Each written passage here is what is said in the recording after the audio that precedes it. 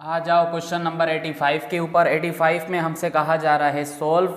ये बेसिकली एक linear inequality है, हमें इसको सोल्व करना है। जैसे हमने 84 किया इसी तरह करेंगे। तो यहाँ पे मैं सबसे पहले इनइक्वालिटी लिख देता हूँ। 5 multiply by 3y-2 is greater than 3 multiply by y-5।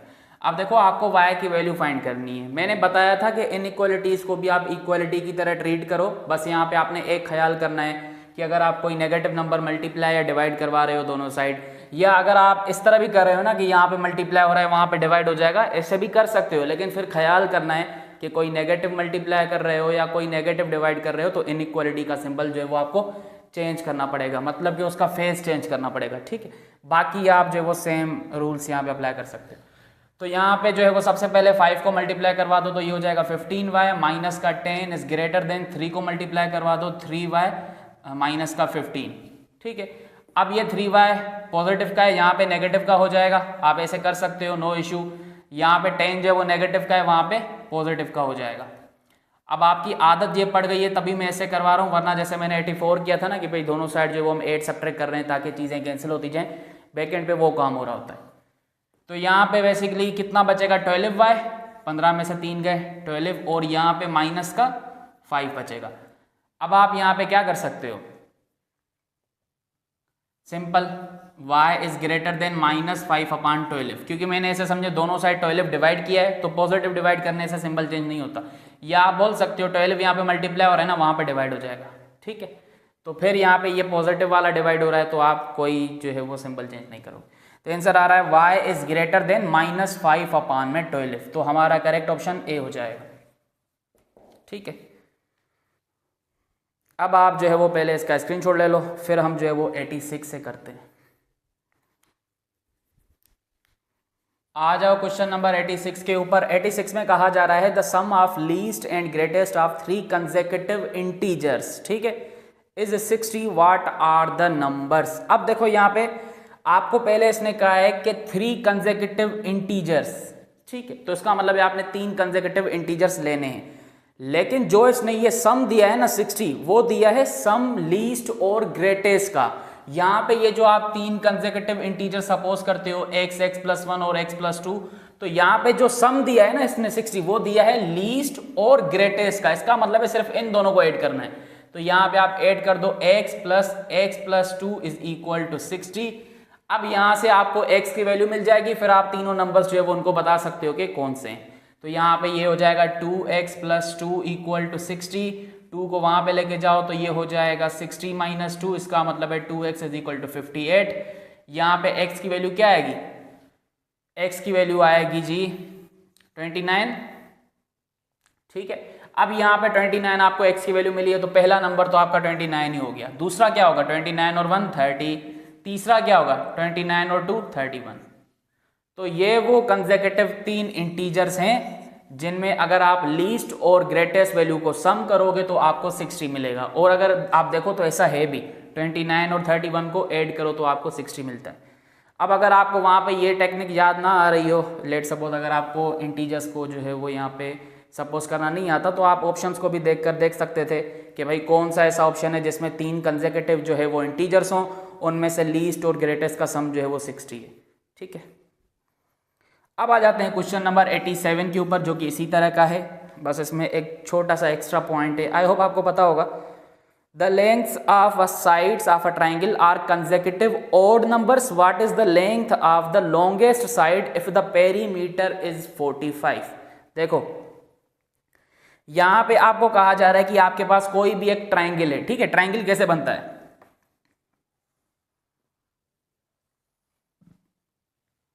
मैंने एक सिंपल सा ट्राइंगल बना दिया। ठीक है, तो ये जो हमारे पास साइड्स है ना, इनकी जो ऐसे समझें साइज है, ये जो साइड्स हैं उनकी जो साइज है, उनकी जो लेंथ है, वो कंसेक्यूटिव ऑड नंबर्स हैं। इसका मतलब है कंसेक्यूटिव ऑड नंबर्स आप यहाँ पे सपोज कर सकते हो। 3 साइड्स होती हैं तो 3 आप सपोज करो। वो कैसे करते हैं कि भाई पहला आपने x लिया, फिर दूसरा x + 2, फिर तीसरा x + 4। तो यहाँ पे लेट सपोज अगर ये x है, ये x + 2 कंसिडर कर लेते हैं, ये x + 4 कंसीडर कर लेते हैं। ठीक है, अब ये बोल रहा है what is the length of the longest side if the perimeter is 45। अब यहाँ पे हमें बताना है कि भाई यहाँ पे जो लॉन्गेस्ट साइड है जो कि बेसिकली ये हो जाएगी x+4, उसकी हमें जो है वो लेंथ बतानी है, जबकि हमारे पास इस ट्राइंगल का पेरीमीटर 45 है। अब पेरीमीटर का मतलब होता है कि भाई आपके पास जितने भी यहाँ पे ट्राइंगल में साइड्स हैं उन सब की लेंथ को सम कर दो, ठीक है। तो यहाँ पे बेसिकली इन तीनों की जो साइज है, जो लेंथ है, इनके सम को ही बेसिकली हम पेरीमीटर बोलते हैं। आगे हम ज्योमेट्री में पढ़ेंगे। जरूरी नहीं है कोई भी ट्राइंगल हो, आपके पास कोई भी फिगर होती है, उसके पास जितनी भी साइड्स हैं उन सब की साइड्स की जो लेंथ्स हैं अगर आप उनको सम कर दो तो आप उसको बोलते हो पेरीमीटर, ठीक है। तो यहाँ पे ये बोल रहा है कि इस ट्राइंगल का जो पेरीमीटर है वो 45 के बराबर है, तो हमें बताओ कि इसकी जो लॉन्गेस्ट साइड है उसकी लेंथ क्या होगी। तो यहाँ पे अगर हम इन तीनों साइड्स को सम कर दें, इसका मतलब है इन तीनों को सम ही कर देना है, वो आ रहा है 45 के बराबर। तो हमें बताओ लॉन्गेस्ट साइड क्या होगी। तो अब आप यहाँ पे x निकालोगे। अब आपको पता है लॉन्गेस्ट साइड ये होगी, जिसकी जो वो लेंथ सबसे ज़्यादा होगी उसी को आप लॉन्गेस्ट साइड बोलोगे यहाँ पे अभी। तो ये आप क्या कहोगे, x+4 है तो आप x पुट करोगे तो आपको ये वाला आंसर मिल जाएगा। तो यहाँ पे 1 2 3x 6 इज इक्वल टू 45, 6 को वहाँ पे लेके जाओ, 3x is equal to 45 minus 6, इसका मतलब है 3x is equal to 39, 3 1 3, 13 times table लगाओगे तो x की वैल्यू 13 आ रही। अब ऐसे समझें कि इसकी जो लेंथ है, यहाँ पे अगर मैं ट्राइंगल दोबारा बना दूं वो 13 है। अब यूनिट आप कोई भी दे सकते हो, लेट सपोज मीटर दे देते हैं, ठीक है। और यहाँ पे 13 + 2 15 है, लेट सपोज इसकी क्या हो जाएगी, 13 + 4 17 है। तो सबसे जो वो हाईएस्ट है वो लेंथ कौन सी है, ये 17 मीटर। तो आप कहोगे इसका आंसर 17 हो जाएगा। Correct option C. अब आप इसका स्क्रीनशॉट ले लो। क्वेश्चन नंबर 88 के ऊपर आ जाते हैं। 88 में कहा जा रहा है इफ f ऑफ x, यहाँ पे f ऑफ x बेसिकली आपको गिवन है, वो क्या है, x⁻² whole cube divided by x⁻1/4 whole power 8। Then which of the following is equivalent to f of x for all positive values of x। यहाँ पे आपको चार ऐसे समझे कि मजीद जो है वो फंक्शंस गिवन है, हमें बताना है कि ये जो है वो किसके इक्विवेलेंट होगा। तो आप इसको थोड़ा सा सिंप्लीफाई करोगे, वही जो आपने एक्सपोनेंट्स के रूल्स पढ़े हैं, तो ये कहीं ना कहीं किसी ना किसी ऑप्शन से मैच हो ही जाएगा, ठीक है। जैसे कि लेट सपोज देखो, अगर हम जो है वो यहाँ पे इसको सिंप्लीफाई करेंगे, पहले मल्टीप्लाई कर देते हैं, पावर से मल्टीप्लाई होता है, 2 3 × 6 हो जाएगा नेगेटिव का। यहाँ पे भी क्या हो जाएगा, पावर से मल्टीप्लाई होता है तो टेबल लग सकती है, तो यहाँ पे जो है वो 2 आ रहा है, ठीक है। अब यहाँ पे क्या होगा, x⁻6 - 2, ठीक है ना, क्योंकि देखें सेम बेसिस है तो पावर्स क्या होंगे, सब्ट्रैक्ट होंगे ना। ये हो जाएगा x⁻−8। अब ऑप्शंस में इस तरह नहीं लिखा हुआ x⁻−8, तो यहाँ पे आप जो है वो इसको ऐसे तो लिख सकते हो ना, 1/x⁸। और अगर आप नोटिस करो ऑप्शन डी के अंदर जिसमें लिखा है g ऑफ x is equal to 1/x⁸, तो देखो ये जो है वो सिंप्लीफाई करने के बाद इस जैसा बन गया। इसका मतलब है ये वो हमारे पास फंक्शन है जो कि इक्विवेलेंट है इसके साथ। तो यहाँ पे करेक्ट ऑप्शन डी हो जाएगा, ठीक है। तो इसका आप स्क्रीनशॉट ले लो। क्वेश्चन नंबर 89 में देखो, 89 में कहा जा रहा है सॉल्व फॉर x व्हेन, यहाँ पे बेसिकली एक ऐसे समझे कि रेडिकल बेस्ड आपके पास इक्वेशन के मैंने हमें जो है वो x की वैल्यू निकालनी है। तो ये मैंने बताया था, ज़्यादातर आपको इस तरह देते हैं कि आप स्क्वायरिंग ऑन बोथ साइड करोगे तो रूट खत्म ही हो जाएगा, तो यहाँ पर वही काम करेंगे। तो आप इसको स्क्वायरिंग ऑन बोथ साइड करो, क्या हो जाएगा, 2 का स्क्वायर 4 और ये रूट खत्म हो जाएगा तो ये बस इसके साथ मल्टीप्लाई हो जाएगा, ठीक है। यहाँ पे 3 का स्क्वायर 9 और ये रूट पूरे के ऊपर है तो बस ये भी खत्म हो जाएगा, ये ऐसे हो जाएगा। अब 4x + 4 8 32, 9x - 18, 4x को वहां पे लेके जाते हैं, 18 को यहाँ पे लेके आते हैं, ठीक है। 4x नेगेटिव हो जाएगा तो ये हमारे पास कितना आएगा, ये 32 है, 32 + 18 कितना होता है 50, 50 is equal to 5x, table लगाओ तो x की वैल्यू आ रही है 10, ठीक है। Correct option B. और आप यहाँ पे ये चेक भी करते हो कि 10 पे सेटिस्फाई हो रही है नहीं। अगर आप करना चाहो तो 10 + 8 कितना होता है 18, और यहाँ पे करोगे तो 10 - 2 कितना होता है 8, और अगर आप यहाँ पे स्क्वायरिंग भी करोगे ना तो 9 8 का कितना होता है 72, यहाँ पे आ रहा है 18 को 4 से करोगे तो 72, सही है, यही आपका सोल्यूशन कंसीडर होगा। अब आते हैं क्वेश्चन नंबर 90 के ऊपर। 90 में कहा जा रहा है if 5 times a number is less than 55, translation use करनी है, what will be the maximum number. सबसे पहले ये जो सेंटेंस लिखा है इसको समझ लो, if 5 times a number is less than 55। अब लेट सपोज वो नंबर x मान लेते हैं, 5 टाइम्स अ नंबर, इसका मतलब है 5 जो है वो मल्टीप्लाई होगा उस नंबर से, तो 5x इज लेस देन 55, तो ये लेस देन 55, आपके पास इनइक्वालिटी बन गई। हमें जवाब ये देना है what will be the maximum number, maximum number क्या होगा। अब देखो जब आप इसको सॉल्व करोगे आप यहाँ पे क्या कर सकते हो, दोनों साइड 5 से डिवाइड, तो ये इसके साथ कैंसिल, यहाँ पे टेबल लगाओ तो 11 times x is less then 11, इसका मतलब है यहाँ पे x जो है वो 11 से छोटा है। अब वो छोटा क्या हो सकता है कि भाई 10 हो सकता है, 9 हो सकता है, 8 हो सकता है, 7 हो सकता है, 6 हो सकता है, इस तरह जो है वो जितने भी इससे पीछे नंबर्स होंगे वो सब क्या होंगे x के लिए कंसीडर किए जा सकते हैं यहाँ पे, ठीक है। तो यहाँ पे आपको पूछा जा रहा है कि भाई जितने भी आपके पास यहाँ पे ऐसे समझें x के वैल्यूज हैं उनमें से मैक्सिमम वाला हमें बताओ। तो मैक्सिमम का मतलब क्या है, बड़ा वाला, तो यहाँ पे सबसे बड़ा यही होगा ना इसके लिए 10, तो करेक्ट ऑप्शन 10 जो कि करेक्ट ऑप्शन ए में लिखा है, ठीक है। तो ये हो गया 90। अब हम यहाँ पे 91 के ऊपर आते हैं जो कि आसान सा ही है, ये आया हुआ है तभी मैंने इसमें डाला हुआ है, शायद मैंने ये असाइनमेंट में भी दिया होगा। क्वेश्चन नंबर 91 में कहा जा रहा है Ayesha has twice money as Kamal, ठीक है। जितने पैसे कमाल के पास हैं उतने जो है वो आयशा के पास ट्वाइस में हैं, ठीक है। इफ कमाल हैज़ एक्स मनी, अगर कमाल के पास एक्स मनी है, which expression shows the total amount of money Kamal and Ayesha है। देखो यहाँ पे 91 में कहा जा रहा है कि भाई जितने पैसे कमाल के पास है ना उसके ट्वाइस जो है वो आयशा के पास हैं। तो अगर यहाँ पे कमाल के पास पैसे टोटल x हैं तो आयशा के पास इसके ट्वाइस हैं, तो इसका मतलब है 2x हो जाएंगे ना। तो अब ये बोल रहा है कि इनमें से कौन सी एक्सप्रेशन टोटल अमाउंट को शो करेगी। टोटल का मतलब क्या होता है, सम कर दो, तो यहाँ पे आप इनको सम कर दोगे क्या होगा, x + 2x is equal to 3x। तो अब आप ऐसे भी बोल सकते हो कि टोटल 3x, या ऑप्शंस के हिसाब से आपको बताना है अगर, तो यहाँ पे x + 2x के फॉर्म में ऑप्शन है तो आप यही कंसीडर करोगे, तो हमारा करेक्ट ऑप्शन सी हो जाएगा। इस तरह बेसिक सी चीज़ें हैं, ट्रांसलेशंस को यूज़ करो। अब आप जो है इसका स्क्रीनशॉट ले लो। क्वेश्चन नंबर 92 में कहा जा रहा है द प्रॉपर्टी यूज्ड इन, अब देखो ये तो देख के ही आप बता सकते हो कौन सी प्रॉपर्टी, मैं लिख भी देता हूँ चलो, कि भाई 20 मल्टीप्लाई हो रहा है 50 + 7 से, फिर यहाँ पे जो है वो ये इस तरह रिजल्ट आ रहा है। तो ये किस प्रॉपर्टी में हम काम करते हैं, ये वाली प्रॉपर्टी की, भाई a मल्टीप्लाई हो रहा है b + c से, तो पहले a b से मल्टीप्लाई होगा, फिर जो है वो a c से मल्टीप्लाई होगा।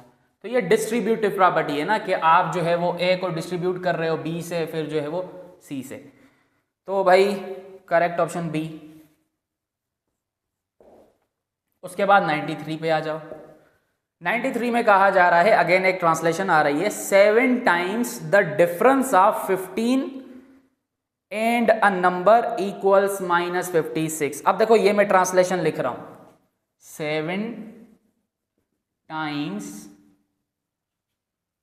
टाइम्स द डिफरेंस ऑफ 15, अब ये चलो, एंड अ नंबर इक्वल्स -56, ठीक है। अब यहां पे देखो 7 टाइम्स, इसका मतलब है 7 मल्टीप्लाई होगा, टाइम्स का मतलब क्या होता है, multiply. The difference of 15 and a number, late suppose वो नंबर यहाँ पे जो है वो इसने x ही कंसीडर किया है, तो हम भी x कंसीडर करते हैं कि भाई the difference of 15 and a number, इसका मतलब है कि 15 और उस नंबर का हमें डिफरेंस निकालना है, उनको माइनस करना है। तो इसका मतलब है यहां से लेके यहां तक का मतलब बना है 15 - x। तो ये जो 7 टाइम्स करना है वो इस डिफरेंस को करना है, मतलब कि इसके साथ मल्टीप्लाई करना है। तो ये मल्टीप्लाई होगा 15 - x से, इसको आप मल्टीप्लाई बोलोगे, कहीं x ना समझ लो तो मैं डॉट लगा देता हूं, ठीक है। इक्वल्स -56, तो इक्वल लगा दो और ये माइनस का 56। तो इक्वेशन क्या बन गई, 7 × 15 minus x is equal to -56। अब देखो ऑप्शन इसी तरह का है या जो है वो आप चेंज कर सकते हो।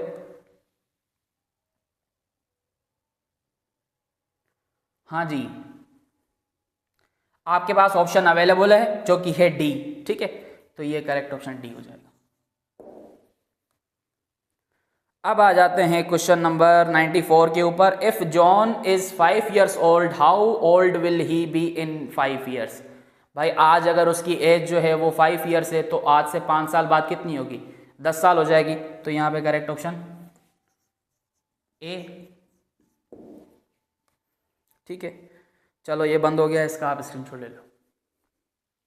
क्वेश्चन नंबर 95 के ऊपर आ जाओ। क्वेश्चन नंबर 95 में कहा जा रहा है if the sum of 3 consecutive integers is less than 75 what is the greatest possible value of the smallest one. तो ये भी जो है वो हमने किया है इसी तरह का अभी यहाँ पे देखो सम जो है वो 3 कंसेक्यूटिव इंटीजर्स का लेस देन है 75 से। तो यहाँ पे अगेन जो है वो ट्रांसलेशन यूज करो। सबसे पहले हमें 3 कंसेक्यूटिव इंटीजर्स लेने, तो x, x+1 और x+2 मैंने ले लिया। ठीक है, इनका जो सम है वो लेस देन 75 है, तो इनको अगर हम यहाँ पे सम कर देंगे मतलब कि ऐड कर देंगे तो वो लेस देन 75 आएगा। तो मैंने लेस देन 75 लिख दिया। अब यहाँ पे आपसे पूछा जा रहा है what is the greatest possible value. अब देखो सबसे पहले यहाँ पे जो है ना वो आप अगेन ये इनइक्वालिटी सॉल्व करो। तो यहाँ पे x इसका मतलब है 3x+3 इज लेस देन 75। यहाँ पे जो है वो ये हो जाएगा 75 माइनस 3, तो ये हो जाएगा 3x इज लेस देन 72। यहाँ पे दोनों साइड 3 से डिवाइड करो तो ये इसके साथ कैंसिल, यहाँ पे 2 3 द 6 और 4 3 द 12। तो x की वैल्यू क्या आ रही है, लेस देन 24। अगेन इसका मतलब है यहाँ पे सोल्यूशन क्या कंसीडर होगा x के लिए कि भाई लेट सपोज अगर आप इसको नंबर लाइन पे देखो ना तो हो सकता है आपको शायद ज़्यादा समझ आए। ये अभी हमने इस तरह का किया भी जिसमें वो 10 पता नहीं क्या आ रहा था। लेट सपोज यहाँ पे ये 24 है, 25 है, या 23 है, 22 है। ठीक है, यहाँ पे 0 है, यहाँ पे फिर नेगेटिव आ रहे होंगे इस तरह। तो यहाँ पे आप इसको जो वो यहाँ पे कैसे रिप्रेजेंट करते हो कि भाई x हमारे पास वो नंबर्स हैं जो 24 से छोटे हैं। इसका मतलब है 24 तो नहीं आ सकता, उससे जो पीछे वाले सारे नंबर्स हैं उससे छोटे वाले। ठीक है, 23, 22। तो यहाँ पे हमें बताना है ग्रेटेस्ट पॉसिबल वैल्यू। तो ग्रेटेस्ट कौन सा होगा इन सभी में से, 23 होगा ना। तो यहाँ पे करेक्ट ऑप्शन 23 ए। ठीक है, कि आपके पास जो है वो x के जितने भी सोल्यूशंस आए हैं ना उनमें से बड़ा जो है वो कौन सा वैल्यू है उसके लिए। तो अब बड़ा आप कैसे देखोगे कि जो भाई यहाँ पे हाईएस्ट होगा वो हाईएस्ट आपके पास 23 होगा। काफ़ी बच्चे यहाँ पे 24 को जो है वो कराते हैं। हाँ, अगर यहाँ पे इक्वल्ड होता तो फिर आप यहाँ पे जो है वो 24 को कंसीडर कर सकते थे, लेकिन यहाँ पे इक्वल्ड नहीं है। उसके बाद है question number 96। If it is given that 1 knot is equal to 1.852 kilometre per hour, then what is the speed of 2 knot in terms of metre per hour. तो ये आपको जस्ट यूनिट चेंज करना है। सबसे पहले देखो यहाँ पे 96 में आपको कहा जा रहा है कि जो 1 नॉट की वैल्यू है ना वो है 1.852 किलोमीटर पर आवर। हमें बतानी है 2 नॉट्स की वैल्यू, लेकिन वो हमें बतानी है मीटर पर आवर में। ठीक है, इसका मतलब है इस किलोमीटर को एक तो मीटर में कन्वर्ट करना है और यहाँ पे जो है वो ये एक के लिए तो हमें 2 के लिए जो है वो बताना है। तो यहाँ पे सिंपली 2 को मल्टीप्लाई कर दो इस वैल्यू के साथ, लेकिन ये जो हमारे पास किलोमीटर है ना इसको मीटर में कन्वर्ट करो। अब आपको पता है 1 किलोमीटर में जो है वो 1000 मीटर होते हैं, तो यहाँ पे इसको 1000 से मल्टीप्लाई करवा दो और पर आवर में ही चाहिए तो इसको आप सेम ही रखो। ठीक है, फिर यहाँ पे आप मीटर का यूनिट भी लगा सकते हो। अब ये आप मल्टीप्लाई करवा दो, ये हो जाएगा 2 to the 4। अभी मैं इसके साथ ही बस करवा देता हूँ। और ये हो जाएगा 2 5 the 10, 1 ऊपर 2 8 the 16 और 1 17, 1 यहाँ पे 2 1 the 2 3। तो ये आ रहा है 3.704 और यहाँ पे अभी हमने 1000 मल्टीप्लाई नहीं किया मीटर पर आवर। अब ऑप्शंस में आपको जो है ना वो मज़ीद इसको सिंप्लीफाई करने के लिए कहा गया है। तो कैसे करेंगे, देखो अगर मैं 3 इसको जो है वो चलो फ्रैक्शन में कन्वर्ट करूँ। ठीक है, पॉइंट खत्म करने के लिए उसकी जगह 1, बाकी यहाँ पे राइट साइड में जितने भी डिजिट्स होते हैं उतने जीरोस। तो देखो ये तीनों जीरो इसके साथ खत्म। रिजल्ट क्या आया 3704, यहाँ पे लिख देता हूँ 3704 metre per our. Correct option, यहाँ पे इसने यूनिट नहीं दिया तो आप समझ जाना खुद ही, ऑप्शन ए। ठीक है, अब यहाँ पे जो है वो हम क्वेश्चन नंबर 97 के आप ऊपर आएंगे, लेकिन उससे पहले आप इसका स्क्रीनशॉट ले लो, ठीक है। अच्छा, मैं ये बताना चाह रहा था कि आप जो है ना वो इसको साइंटिफिक नोटेशन में भी कर सकते थे। इसको आप 10⁻³ लिखो, इस पॉइंट को अगर आप यहाँ पे जो है वो शिफ्ट करोगे तो 10⁻³ होगा, ठीक है, क्योंकि आप जो है वो लेफ़्ट से राइट की तरफ जा रहे हो, ठीक है, तो आपका पावर नेगेटिव होता है ना। या फिर इसको डेसिमल को फ्रैक्शन में कन्वर्ट करके भी कर सकते हो। खैर, बहुत बेसिक है, मैं सोच रहा हूँ कि आपको हर तरह से बस चीज़ों का पता हो। अब आ जाओ 97 के ऊपर। 97 में कहा जा रहा है if a plus b is equal to minus a and a minus b is equal to a, then what is the value of 5 - 2 + 5 + 2। अब देखो यहाँ पे ये बहुत सारे लॉजिक से हो सकता है। ये शायद जो मैंने आपको अलजेब्रिक पैटर्न्स पढ़ाए थे आप उसके मुताबिक कर सकते हो।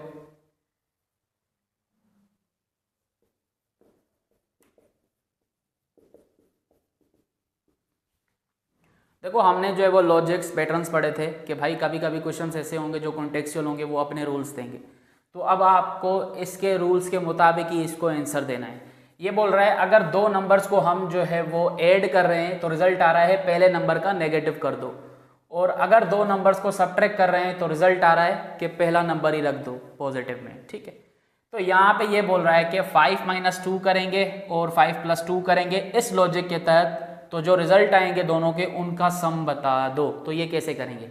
देखो, यहाँ पे आपको पता है दो नंबर्स का सम रिजल्ट क्या देगा, पहले का नेगेटिव, और दो का डिफरेंस पहला वाला देगा। तो यहाँ पे ये दो का डिफरेंस हो रहा है ना पहले, तो यहाँ पे ये आप 5 रख दोगे, ठीक है, क्योंकि a - b आ रहा है a, तो 5 - 2 में आप इसको a मान लो, इसको b मान लो, यहाँ पे भी इसको a मान लो, इसको b मान लो, तो इसका 5 आ गया। अब यहाँ पे ये प्लस अभी अपनी जगह पे रखो। 5 + 2, जब दो नंबर्स का सम हो रहा है तो रिजल्ट पहले का नेगेटिव, इसका मतलब इसका -5 आएगा, ठीक है। अब यहाँ पे आप अगेन सोच सकते हो कि भाई क्या मुझे फिर से रूल लगाना है ये कि यहाँ पे अब मैं इसको a मान लूँ, इसको b मान लूँ, फिर यहाँ पे देखो ये पहला नंबर है, ये दूसरा है, इन दोनों के दरमियान क्या हो रहा है, सम हो रहा है। तो यहाँ पे सम का रिजल्ट हमेशा क्या आता है कि पहले का नेगेटिव कर दो, तो इसका मतलब है मैं पहले को यहाँ पे नेगेटिव कर दूँ तो आंसर -5 आ रहा है, ठीक है। अब यहाँ पे ये हम करेंगे नहीं, क्योंकि यहाँ पे अगर आप देखो तो आपके पास ऑप्शंस में कोई ऐसा नंबर नहीं है, -5 वगैरह नहीं है, तो फिर आप यहाँ पे जो है वो कोई लॉजिक वगैरह नहीं लगाओगे, बस आपको ये बेसिक सा ऑपरेशन यूज करना है।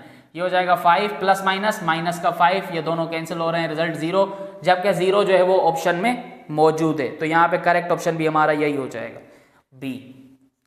तो ये कंफ्यूजन होती है कि भाई कभी कभी लॉजिक जो है वो हमें कब तक कंटिन्यू करनी पड़ती है, ठीक है। बाकी और अगर कोई ऑप्शन देखो या अगर आप किसी दूसरे तरीके से उसको करोगे ना तो ऑप्शंस जो है वो मैच नहीं कर रहे हैं, यही वो पैटर्न है जिस पर जो है वो ऑप्शन भी एक मैच कर रहा है, तो आप इसी को कंसीडर करो।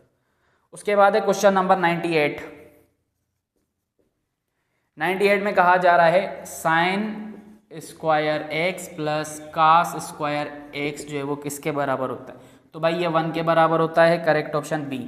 ये हमने पढ़ी थी कि ये आइडेंटिटी होती है, जब भी आपको इस तरह की आइडेंटिटी दिखे समझ जाना उसका आंसर 1 होगा। अब यहाँ पे कभी कभी x की जगह k दे देंगे, y दे देंगे या थीटा दे देंगे ऐसे, या इवन कोई वैल्यू भी दे देंगे कि भाई sin² 50 + cos² 50 किसके बराबर होता है। तो जब भी आप देखो sin² आ रहा है, cos² आ रहा है, दोनों का एंगल सेम है, बीच में जो है वो प्लस का सिंबल है, तो रिजल्ट हमेशा 1 आएगा, ठीक है। उसके बाद आ जाओ 99 के ऊपर। 99 में है there are dash elements of a triangle. Triangle के कितने एलिमेंट्स होते हैं? 6 होते हैं, ठीक है, ये मैंने बताया था, तो इसका बी होगा। 6 कौन से होते हैं? अगर आप कोई भी ट्राइंगल बनाओ उसकी जो ये तीनों साइड्स हैं, एक ये हो गई, दूसरी ये, तीसरी ये, 3 साइड्स और 3 एंगल्स, ये होते हैं ट्राइंगल के 6 एलिमेंट्स। 100 फाइनली सेंचुरी कर ली हमने।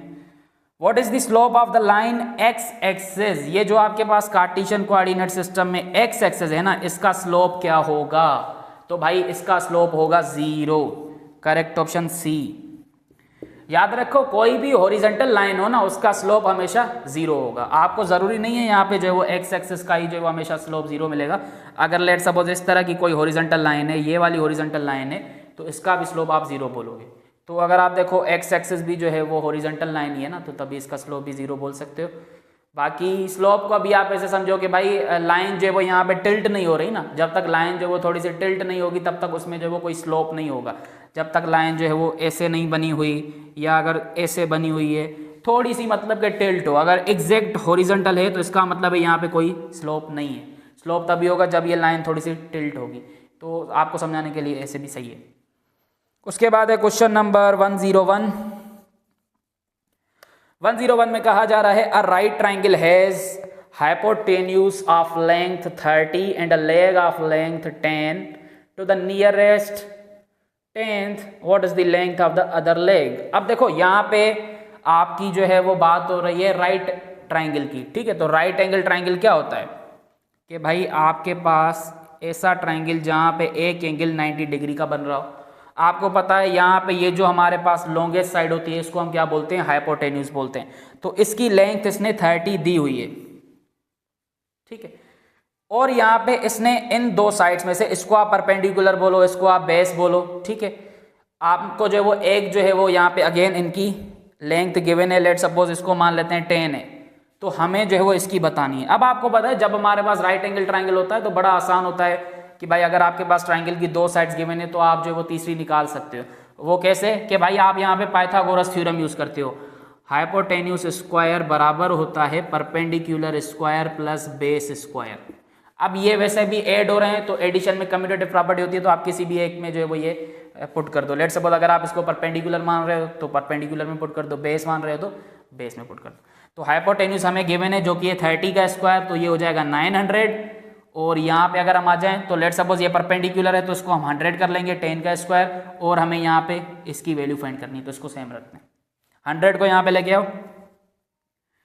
ये हो जाएगा, अच्छा ये सही है, ये हो जाएगा 900 माइनस 100 तो 800 हो जाएगा basically. 800 is equal to base square. अब दोनों साइड रूट ले लो तो ये इसके साथ कैंसिल। अब रूट 800 क्या होगा, ये आएगा 29.2 समथिंग आएगा, ठीक है। बी होगा इसमें, इसका अगर आप सॉल्व करोगे ना 29.2, क्योंकि देखो 900 का जो रूट होता है वो होता है 30, ठीक है, और ये है 800 तो कहीं ना कहीं 30 के करीब होगा ना। और ऑप्शंस में जो हमारे पास जो वैल्यूज़ हैं वो हैं ए में 5, बी में 29 और सी में है 14। अब 14 कहाँ 5 कहाँ, बिल्कुल ही जो है वो दूर हो रहा है। तो यहाँ पे आपको अंदाज़ा हो जाएगा कि भाई इसका जो आंसर है ना वो 29.2 आएगा। वरना आप क्या करना, एलसीएम निकाल के भी चेक कर लेना, एंड में कुछ ना कुछ जो है वो करीब वैल्यू आ रही होगी। अच्छा जी, ये हो गया 101। अब आप इसका स्क्रीनशॉट ले।